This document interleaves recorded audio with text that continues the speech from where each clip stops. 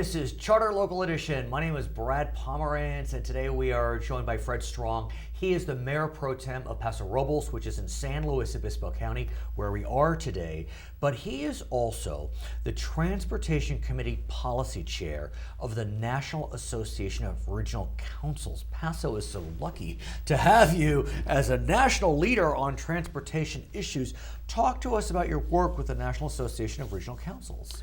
Well, the work with the national, what we call NARC. NARC, okay. I know that's a good thing or a create, bad thing. Create a problem sometimes Exactly. when you say, I'm from NARC. Exactly. But NARC represents all of the regions in the United States and its territories. Right. And we're very active in Washington, D.C. We've been around for some years.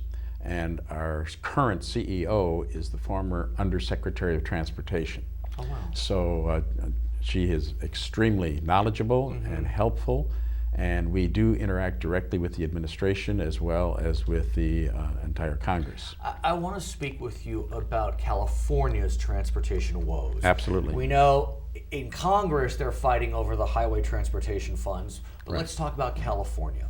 You know well that as we speak today, we are in the midst of a special session in the state capitol dealing with transportation, and specifically as it relates to road repairs. California says, at least the governor who called the special session, says we need $59 billion for our roads, and the money that we are bringing in for those repairs is just not enough to keep up pace. And that's correct. We have a number of things happening.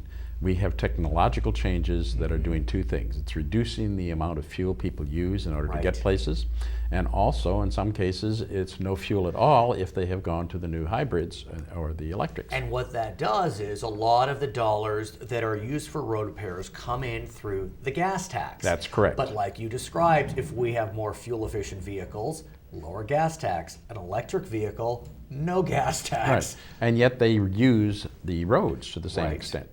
So because they are causing the same amount of wear and tear, we have to find a mechanism to equalize the pay. So let's talk about that element, if we may, sir. There are discussions about whether we should do one of the few things that I'll mention. Increase the gas tax, which has not been increased in 20 years. And index it if we do. Index it, well stated. We could also charge some type of surcharge for electric vehicles, because again, they don't pay any gas tax. True. What's your sense of those proposals? Well, right now we are looking into, and we're in process of trying out a system that was used in Oregon. And we're looking at a variety of ways where we could do a vehicle miles traveled And tax. I thank you for bringing that up. And there are privacy issues involved. Oregon has really addressed the privacy issues in a number of ways because they have 5 or 6 different models that you could choose from. And the state doesn't impose the model upon you. You choose the method that you want to use. Let me ask you, though, if I may, about this method, the vehicles miles traveled. Right.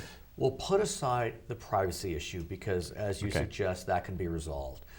But let's talk about Paso Robles, for example. Okay.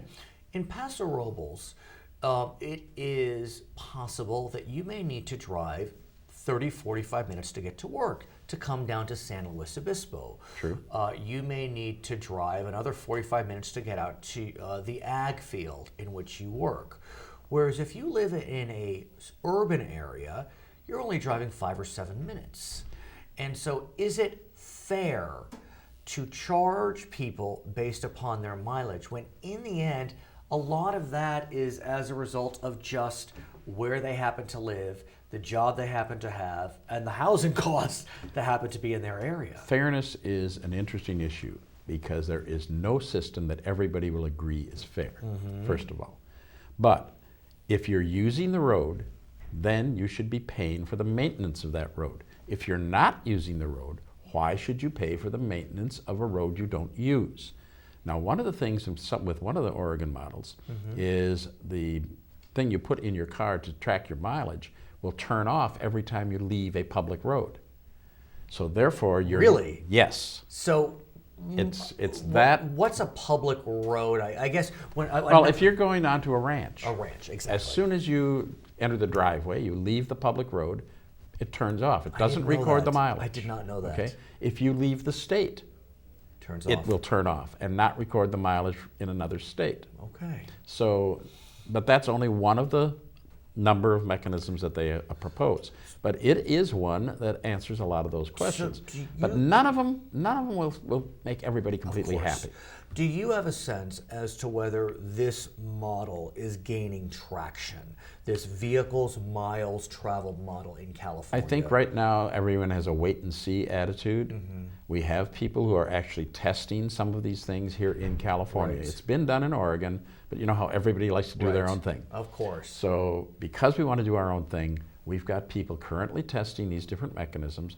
They'll report out, and that will then go to the legislature for some type of bill, decision. The administration may propose a bill.